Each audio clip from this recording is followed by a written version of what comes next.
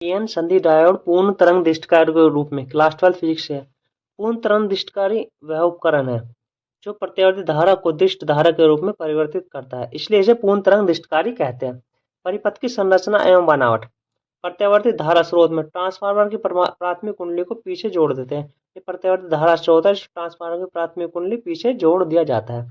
इसके लिए दो संधि डायोड D1 और D2 का प्रयोग करते हैं। दो संधि डायोड हमारे पास D1 व D2 का प्रयोग करते हैं। ठीक है, द्वितीय कुंडली के ए और बी सिरों को दोनों डायोड D1 व D2 से जोड़ देते हैं। द्वितीय कुंडली के ए और ये भी हमारा बी सिरा है, ठीक है, इनको डायोड D1 व D2 के सिरों से जोड़ देते हैं। पी क्षेत्र को द्वितीय कुंडली के सिरे से जोड़ देते हैं। जो पी क्षेत्र जो है इसको द्वितीय कुंडली के सिरों से जोड़ देते हैं तथा एन क्षेत्रों को भी आपस में जोड़ दिया जाता है। जो डायोड के जो एन क्षेत्र है, ये एन क्षेत्र इनको भी आपस में जोड़ दिया जाता है। लोड प्रतिरोध RL को द्वितीय कुंडली S1 व S2 के लोड प्रतिरोध RL है, द्वितीय कुंडली हमारी है, ठीक है, S1 और S2 के केंद्रीय निष्कासन टर्मिनल T और N क्षेत्रों के मध्य जोड़ दिया जाता है। ठीक है, केंद्रीय निष्कासन टर्मिनल T जो है को N क्षेत्रों के मध्य RL को जोड़ दिया जाता है। ठीक है, जोड़ दिया जाता है। अब इसकी रचना या बनावट के बारे में देखते हैं।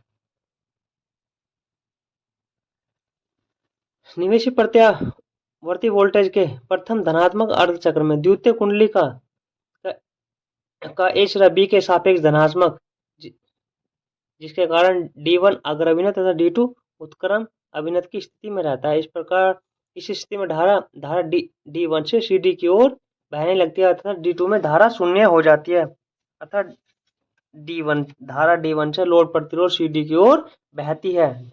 CD की ओर बहती है धारा जो हमारी ये D1 में C से D की ओर बहती है। D1 अग्र अभिनत और D2 उत्क्रम अभिनत की स्थिति में हो जाता है और D2 में अर्थात कोई धारा नहीं बहती है, धारा का प्रवाह शून्य होता है। इस प्रकार दूसरे अर्धचक्र में ए सिरा धनात्मक तथा बी सिरा ऋणात्मक तथा बी सिरा धनात्मक होता है। अर्थात डायोड D2 अग्र अभिनत और D1 उत्क्रम अभिनत की स्थिति में हो जाता है। इस प्रकार धारा D2 से CD की ओर बहने लगती है अर्थात D1 में धारा का मान शून्य हो जाता है। इस प्रकार दोनों डायोड चलन की स्थिति में रहते हैं और प्रत्यावर्ती वोल्टेज का पूर्ण दिष्टकरण होता है। फिगर से देखते हैं, जब हमारा D2 जो है ये अग्र अभिनत की स्थिति में हो जाता है और D1 उत्क्रम अभिनत की स्थिति में हो जाता है, क्योंकि दूसरा अर्धचक्र है और इसमें धारा C से D की ओर बहने लगती है। ठीक है, बहने लगती है। इस प्रकार दोनों डायोड हमारे चरण की स्थिति में रहते हैं और प्रत्यावर्ती वोल्टेज का पूर्ण दिष्टकरण होता है। वीडियो पसंद आए तो चैनल को लाइक करें, सब्सक्राइब करें। धन्यवाद।